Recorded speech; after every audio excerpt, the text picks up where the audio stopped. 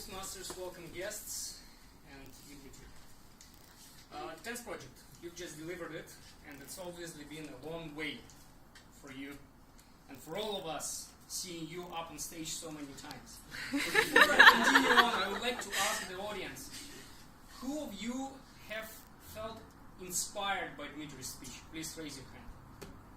Okay, so about 50% of the audience felt the inspiration, and that's good because that essentially means that to a certain degree your speech served the purpose. So I suggest, why don't we give Dmitri a round of applause? Thank you. You grabbed the audience attention from the very beginning by asking us to close our eyes and imagine as if we were walking in the park. You took us through the walk, and then you sort of allowed us to relate to this experience of seeing nothing but our senses except for vision.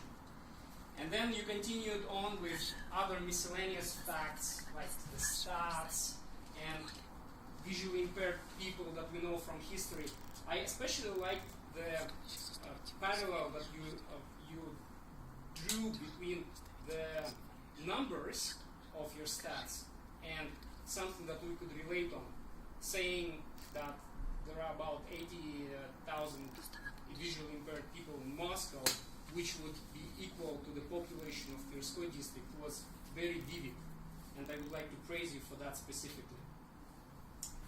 And then you sort of kept going on and on with great facts and so on, and you even shared your experience of going to this Tatlan, and I saw how emotional you were about it. We all felt, I was specifically looking at people's faces, and I saw how attentive they were, right? But then, what were the objectives of the project? One of the objectives was to appeal to emotions and noble motives and challenge to achieve higher levels, right? So I would feel much more inspired and aspired to something noble if you shared some facts regarding the challenges that the visually impaired people face.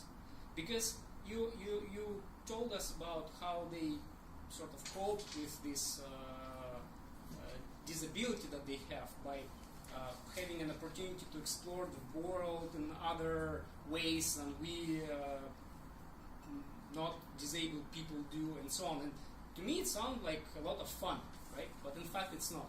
So something to think about next time is, like, you state the problem and let the audience relate to it.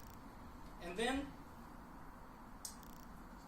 like, I had the feeling that the conclusion came too abrupt at some point. You brought up this Walk in the Dark project, but then, first of all, you didn't explain what the project was about. What were the goals? What were the aspirations? Are they there to help visually impaired or just for fun, and so on?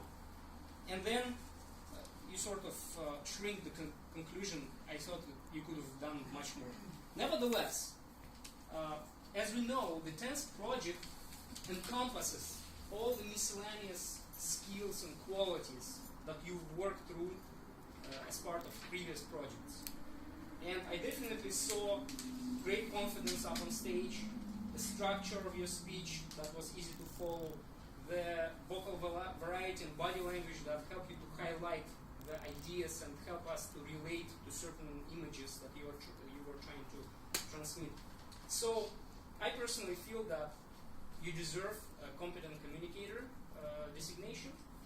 Just for the future reference, think about the purpose, the message that you want to convey, and I would like you to remember that the Toastmasters experience doesn't end there.